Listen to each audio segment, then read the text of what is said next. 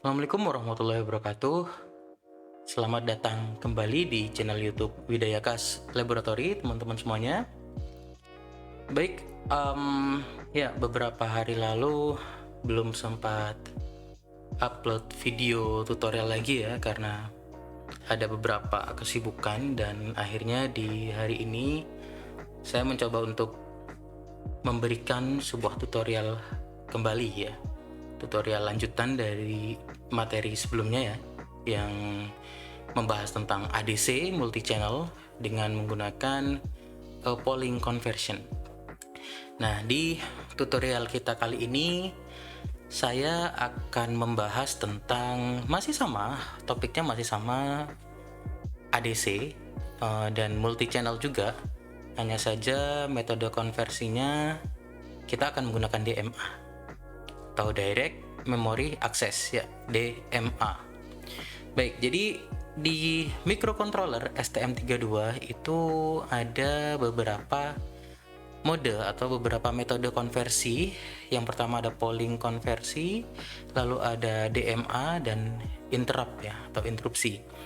Nah, di mana masing-masing metode ini memiliki perannya atau fungsinya sendiri-sendiri gitu ya, dan cara kerjanya berbeda. Kalau polling dia itu cara konversinya adalah CPU akan selalu bertanya gitu ya ke peripheral ADC apakah sudah selesai konversinya, seperti itu. Akan selalu dijawab ya oleh ADC, oh belum nih gitu ya, belum selesai. Oke, CPU menunggu lagi, lalu ditanya lagi, dicek apakah sudah selesai konversinya, belum gitu ya. Nah, lalu diproses lagi konversinya, lalu ditanyain lagi sama CPU apakah sudah selesai. Iya nih udah selesai, oke, datanya diambil sama CPU gitu ya. Nah, intinya konversi berbasis polling ya atau polling conversion ini, CPU akan terus-menerus secara kontinu melakukan pengecekan terhadap ADC apakah sudah selesai atau belum melakukan proses konversi. Nah, lalu yang kedua ada interrupt gitu ya. Nah, interrupt ini dia bekerja secara mandiri gitu ya. Dengan adanya interrupt ini, CPU nggak perlu ngecekin nih. CPU nggak perlu melakukan pengecekan secara berkala, karena nanti ADC yang akan memberitahu kepada CPU bahwa proses konversi sudah selesai gitu ya. Jadi kalau ADC udah selesai, aku udah selesai nih, udah selesai konversi, oke, datanya aku ambil gitu sama si CPU gitu ya. Oke, nah kalau DMA ini sebenarnya ada kaitannya juga dengan interrupt ya atau dengan interupsi gitu. Nah, hanya saja cara kerja dari DMA ini tidak menggunakan CPU. Jadi benar-benar DMA ini bekerja secara mandiri tanpa adanya sangkut paut CPU gitu ya. Jadi CPU ini bisa ngerjain yang lain gitu ya, karena nanti datanya akan diakses oleh si DMA seperti itu. Oke, baik. Di sini di microcontroller saya sudah membuat rangkaian ya kurang lebih sama lah ya dengan rangkaian sebelumnya, dimana saya di sini menggunakan 6 channel ADC yang saya hubungkan ke pin A0, A1, A2, A3, A4 dan A5 ya. Jadi A0 sampai A5 ini saya gunakan untuk input ADC. Lalu saya gunakan 2 pin supply ya, yaitu ground dan 3V3 untuk membedakan high dan low, untuk pengecekan apakah ADC-nya sudah dapat mendeteksi atau dapat melakukan konversi atau belum ya. Oke, baik, kita akan mencoba untuk membuat program ini. Baik, kita mulai dengan klik kanan, lalu pilih menu new, pilih menu STM32 project. Oke ya. Sambil kita tunggu.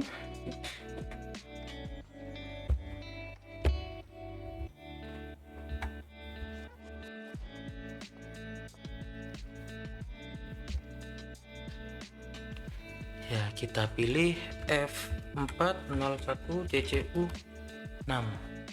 Oke, di sini kita klik. Oke, next.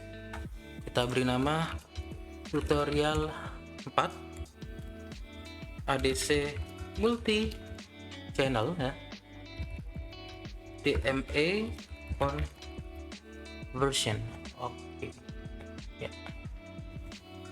Klik finish. Kita ya. Klik finish. Oke. Ya, kita mulai dari sistem core. Kita pilih menu RCC. HSE-nya kita setting sebagai kristal atau ceramic resonator. Oke. Lalu sistemnya kita di bug-nya pilih serial wire. Oke, lalu ke clock configuration dulu ya untuk memastikan. Kita gunakan high speed eksternal di sini. Kita pilih high speed eksternal di sini. Oke. Kita kembali ke pin out ya. Kita gunakan analog ADC 1. Oke, jadi PA0 ini ya. Ini ADC input 1 ya. Input 0. Kita klik di sini. Lalu ini juga di sini. ADC input 2. ADC input 3. ADC input 4 dan ADC input 5 ya. Oke, di parameter setting kita setting clock prescalernya ya biarkan saja ya di divided by 2 12 bit. Oke, kita pakai yang 12 bit dulu ya. Scan conversionnya kita enabled. Oke, continuous conversionnya enabled. DMA nya oke, kita nanti akan melakukan konversi DMA. Karena ini kalau belum dikonversi di DMA-nya, di parameter DMA ini, maka tidak akan muncul enable-nya.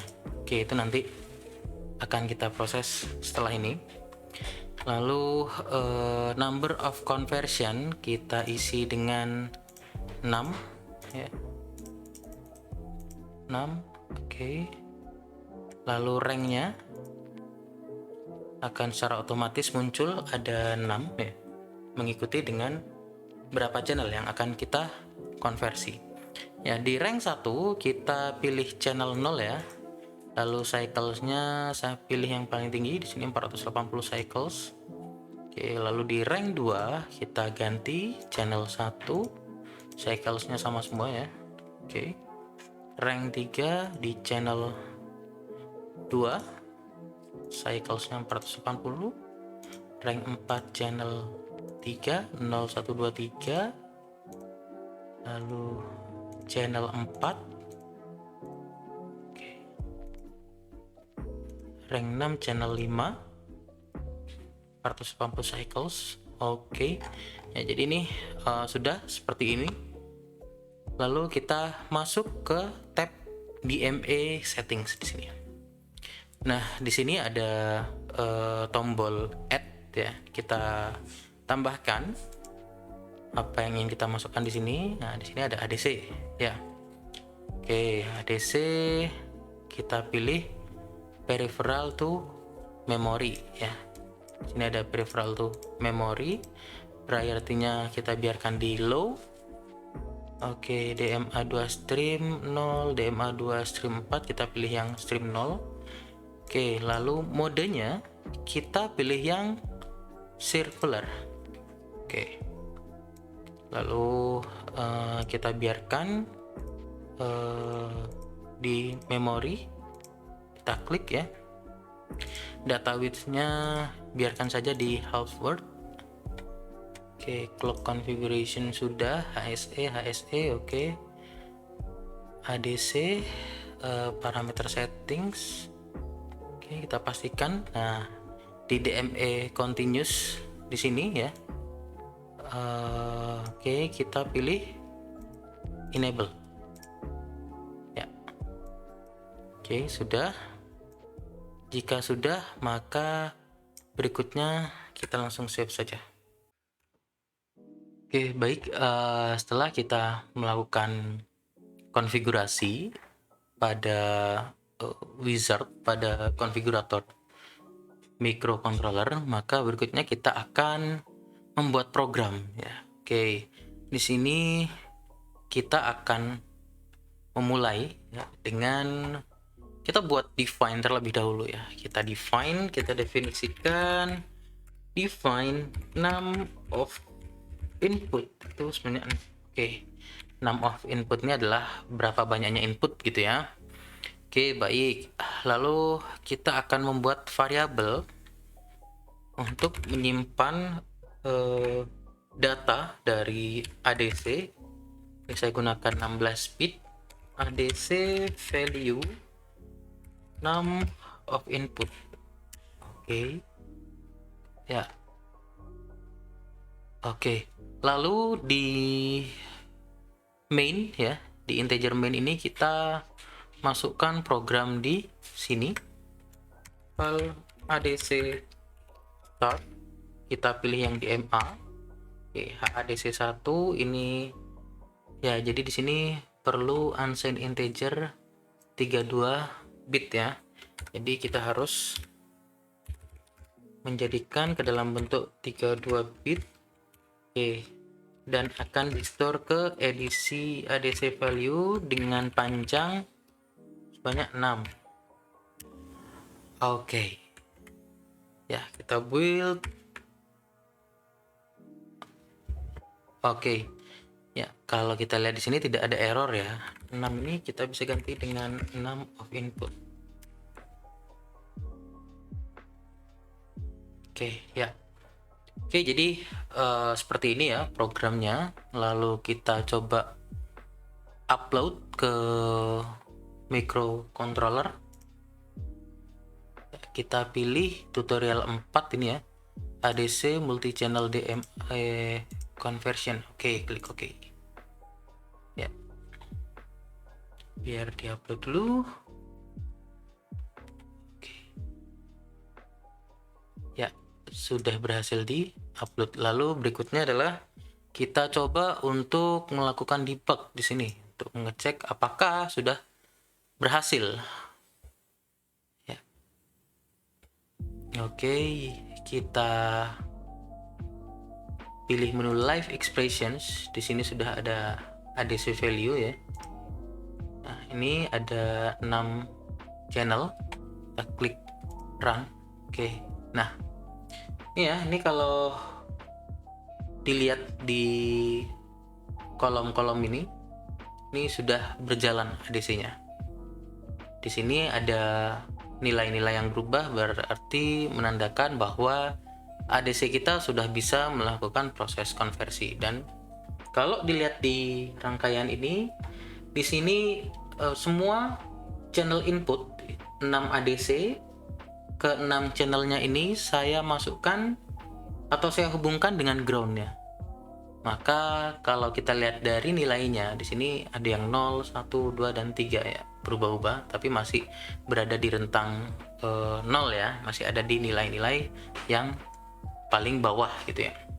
Oke, sekarang saya coba untuk mengubah atau memindahkan channel-channel ADC ini ke VCC ya, atau saya hubungkan dengan 3V3. Baik. Oke, bisa dilihat di sini ya. Bisa dilihat bahwa di ADC value 0 sekarang nilainya sudah menjadi 4000 sekian ya. 4090-an. Oke. Lalu channel kedua saya ganti ke 3V3. Oke, ya. Oke, sama ya. Oke, lalu channel berikutnya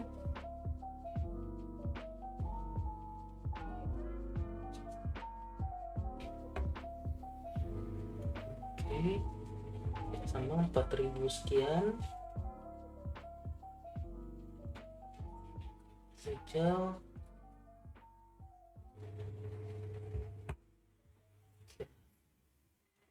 sama yang channel kelima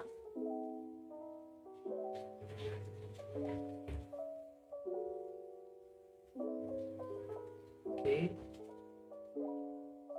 Dan channel yang terakhir, channel ke-6. Oke. Ya. Nah, ini sudah berhasil ya. Kita sudah bisa menggunakan DMA pada ADC ya, dan nilainya sudah berubah ya.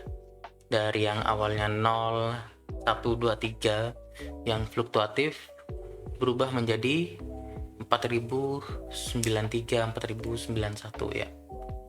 Oke, ini sudah berhasil ya.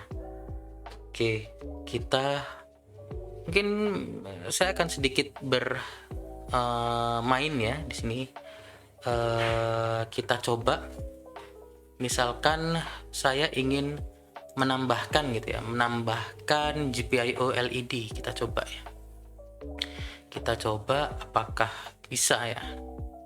Kita akses dengan LED ya. Kita gunakan PC13 sebagai output di sini. Ya, oke, PC13 output kita berikan high saja. Output push pull.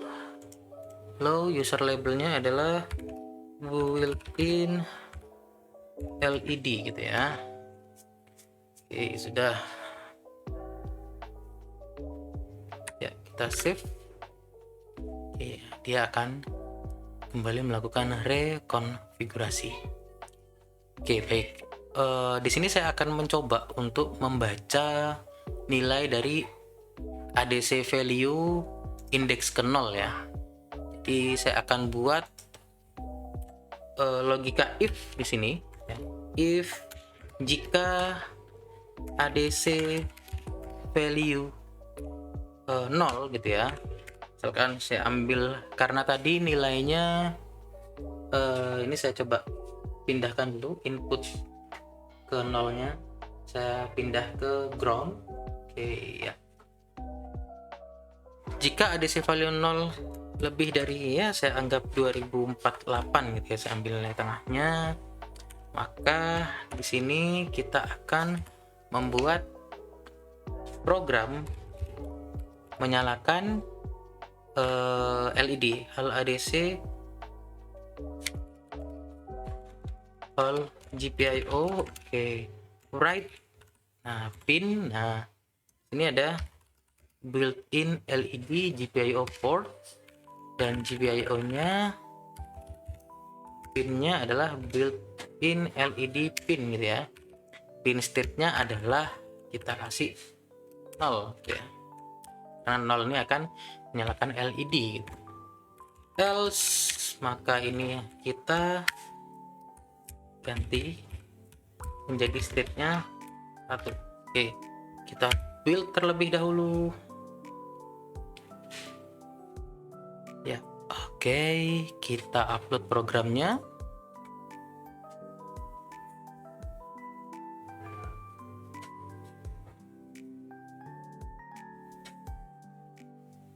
Oke, sudah ya. Jadi kita debug di sini untuk melakukan pengecekan gitu ya, apakah nilainya sama, masih bisa mendeteksi nilai 4009 sekian tadi ya. Oke, ini saya close dulu. Ini saya pindah ke live expressions. Oke, saya start di sini ya. Di ADC value 0, nilainya sekarang 0 ya. Jadi nilai ini kurang dari 2048 ya. Maka ketika dia kurang dari 2048, maka akan mematikan LED. Oke, kalau kita pindah ke VCC, oke, nah ya, dia sudah nyala ya. Oke ya, seperti ini. Oke. Ini sekalipun belum terhubung dengan VCC, tetapi dia sudah ini ya, sudah menyala, karena bisa kita lihat sendiri di sini ada nilai yang banyak berubah gitu ya. Harus ada beberapa hal yang bisa kita pelajari dan kita konfigurasikan kembali. Namun yang dapat kita perhatikan dari program ini, kita sudah dapat menyalakan dan mematikan ya mematikan LED berdasarkan nilai ADC gitu ya.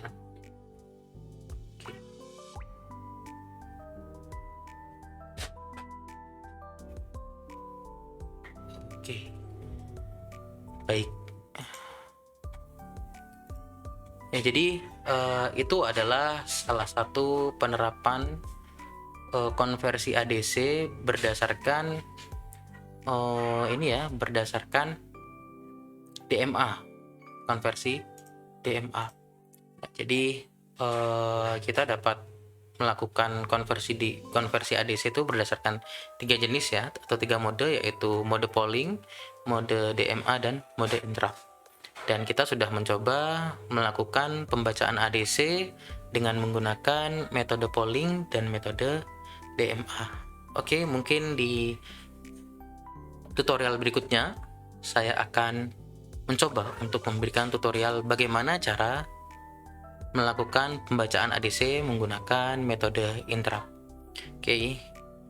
Ya, nanti kalian bisa tunggu ya, kalian bisa mengikuti terus channel saya di Wideyakas Laboratory untuk tutorial-tutorial berikutnya. Selamat belajar, selamat bereksplorasi, dan sampai jumpa di lain waktu. Terima kasih.